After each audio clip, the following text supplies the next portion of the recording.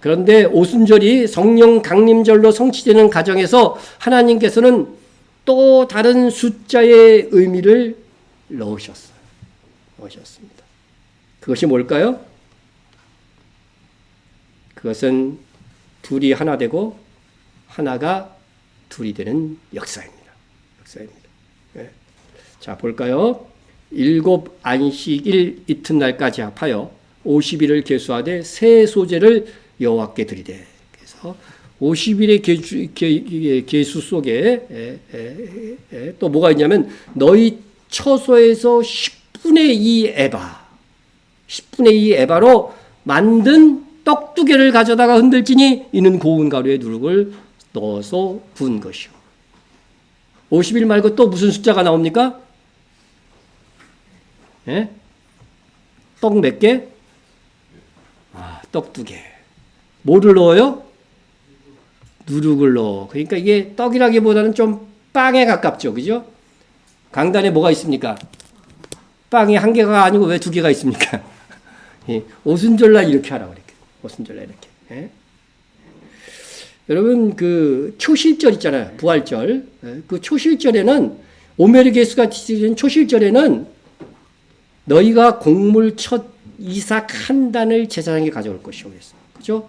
첫 이삭 한 단이 뭐예요? 예수님인 거예요. 부활의 첫 열매야. 우리도 그러니까 우리는 부활의 둘째, 셋째, 마지막 열매까지 있는 거지. 그러니까 그래서 제사장에게로 가져오는 것이죠. 근데 이 초실절에 드리는 소재는 보시면요, 기름 섞은 고운 가루로 그대로 드리는 거예요. 그죠? 근데 초실절에는 그렇게 드렸는데, 이 오순절에는 그렇게 안 드린다는 거예요. 떡 2개를 만들려면 뭐 해야 돼요? 가루에서 바로 또 빵이 나와? 물을 넣고 반죽을 해야 빵이 나오죠. 그죠? 빵이 나옵니다. 예. 자, 그런데 참 이상한 것이 오순절에는 밀가루에 누룩을 넣어 2개의 떡을 만들어 드리라고 하였습니다. 이것의 의미가 무엇일까? 예? 여러분, 가루가 떡이 되려면요, 물을 넣고 뭐를 해야 돼요? 반죽을 해야 됩니다. 그리고 하나의 반죽에서 2개의 빵을 만들어내는 거예요. 자, 우리 화면을 통해서 한번 봅니다. 자, 가루는 얼마? 이것도 정해놓으셨어. 10분의 2 에바. 가루 소말입니다. 이게 신약성경 표현으로. 자, 가루. 요 가루 10분의 2 에바는 어느 정도냐면요. 제가 주석을 보니까 45리터. 그러니까 우리로 하면은 1.5리터 이거 많이 먹죠. 그죠? 콜라병. 여기에 든 거 3병 정도 합치는 양이다. 이렇게 생각하면 제일 여러분 이해하기 쉽습니다. 그리고 여기 가루에다가 반죽하려면 뭐 넣어야 된다고요? 물 넣어야 돼요. 기본적으로 물 넣고, 누룩은 안 넣어도 되지만 누룩을 넣으라고 돼 있어. 분명히죠. 누룩을 넣었어요. 자, 그러면은 하나의 반죽이 됩니다. 그렇죠? 하나의 반죽이 돼요. 이걸로 빵 몇 개 만들라고요? 2개 만들라고 합니다. 2개 만들라고 합니다. 자, 이러한 의식을 왜 지키라고 하나님이 하셨을까? 그것에 대해서 우리가 좀 생각을 해봐야 되는 것이죠. 자, 물을 집어넣는다고 하는 것은 무엇을 의미할까요? 물을 집어넣는다고 하는 것은.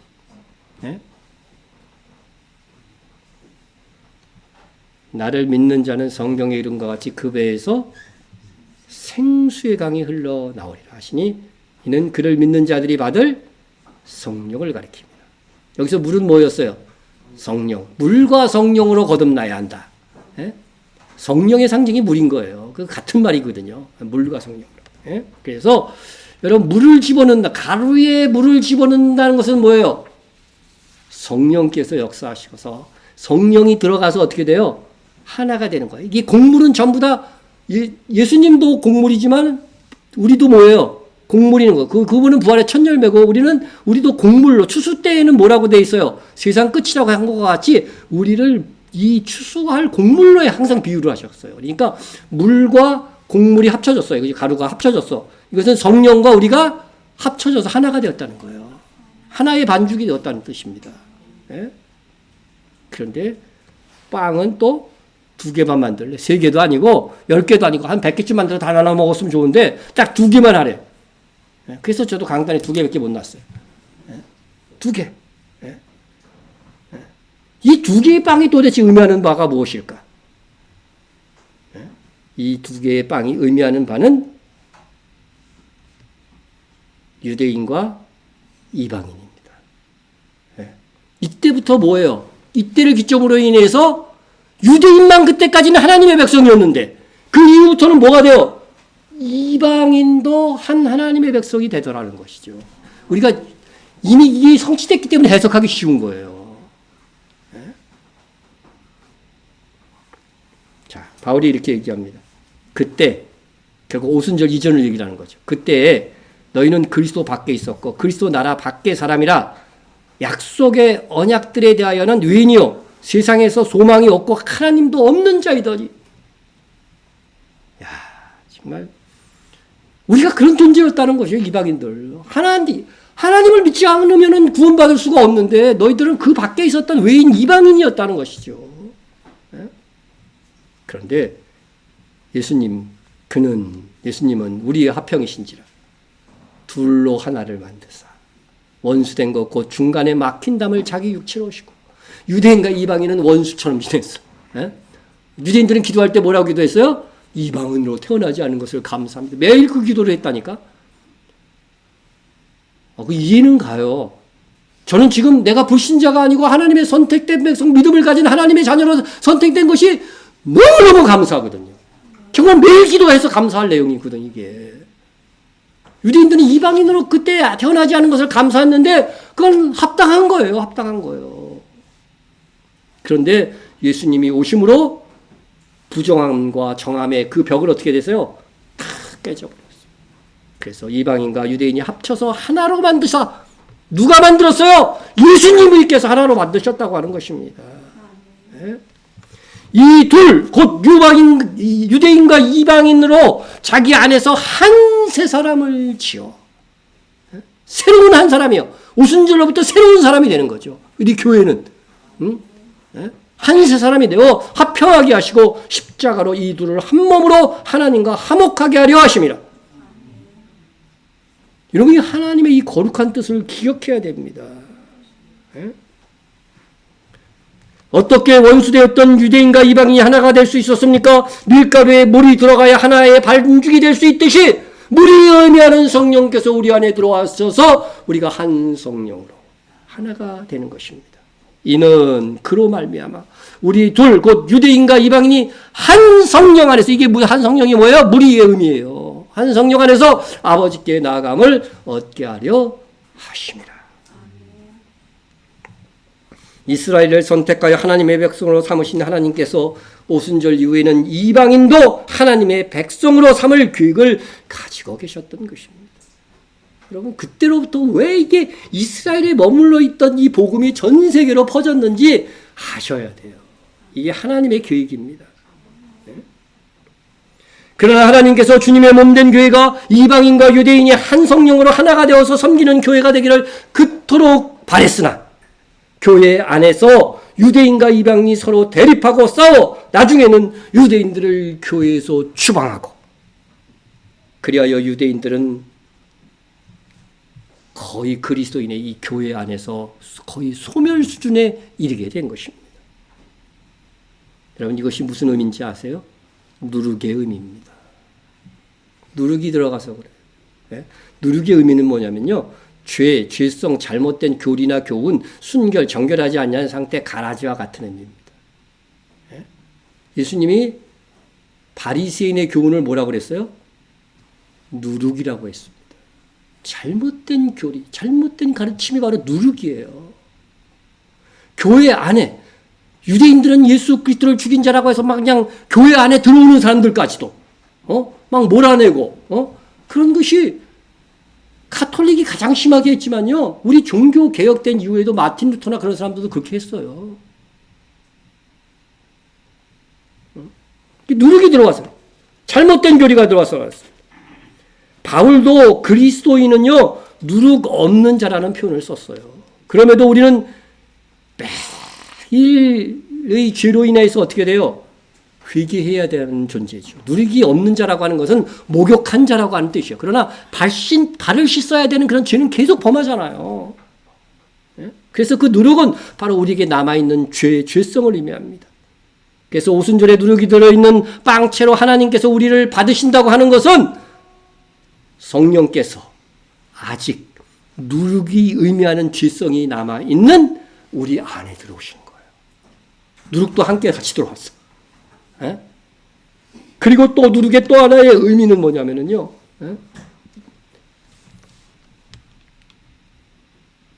교회를 의미하는 이 빵에 누룩을 넣는다는 것은 교회가 온전하지 못한 상태로 부흥해 나갈 것이라고 하는 점입니다.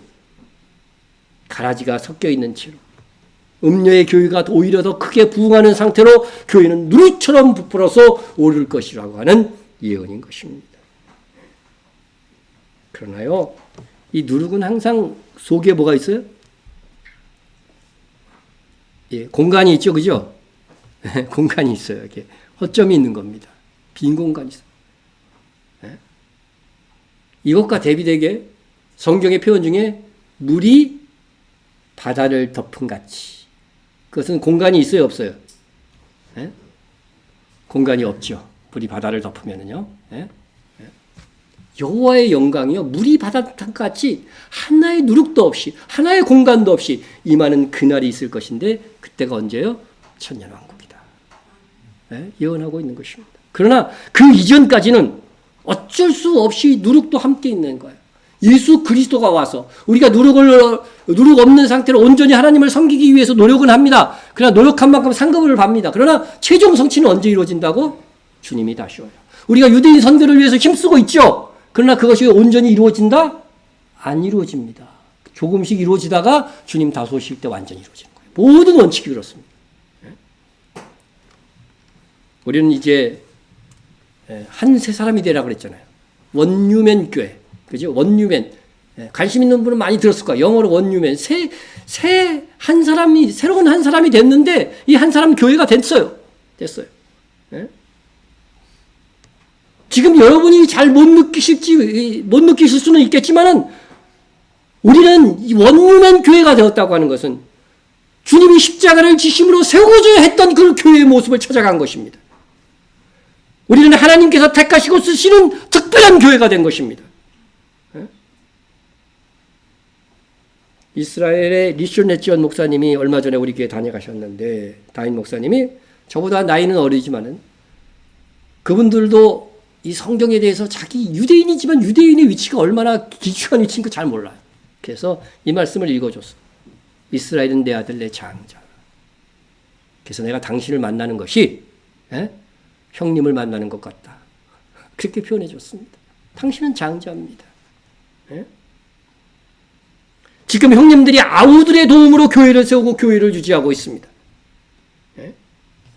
초대교회 때에는 유대인 사도들이 이방인 교회가 세워지도록 건신해서 하나가 되었습니다.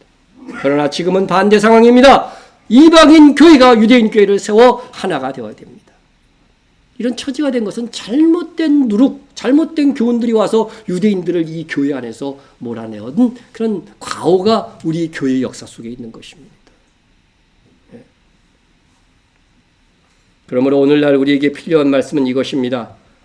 그들 유대인의 넘어짐이 세상의 풍성함이 되며 유대인의 실패가 이방인의 풍성함이 되거든. 여러분, 유대인들이 전체 국가적으로는 어떻게 돼요? 예수님을 거절했죠? 거절해갖고 복음이 어디 가요? 사도행전의 복음은 이방인에게 가는 겁니다. 이방인의 실패, 유대인의 실패가 이방인의 뭐로 나타났어요? 풍성함이 되거든. 이게 지금까지 이루어진 역사예요. 여러분, 이 말씀도 언제 기록된 거예요? 2000년 전에 기록된 건데 2000년 후에 보니까 정말 그렇게 됐잖아요. 이래도 성경을 안 믿을 겁니까? 그대로 이루어졌습니다. 그런데 그 다음 말씀이 더 귀합니다. 하물며 유대인의 충만함이래요. 유대인이 예수 그리스도를 영접하게 되면요, 이방 땅에는 이방인들은 더 풍성해질 거다. 이게 언제 확실하게 이루어질까요? 주님 다시 오실 때 다 이루어질 것이지만 우리는 유대인 선교하며 떠서 더 풍성한 이방의 축복을 받을 것입니다.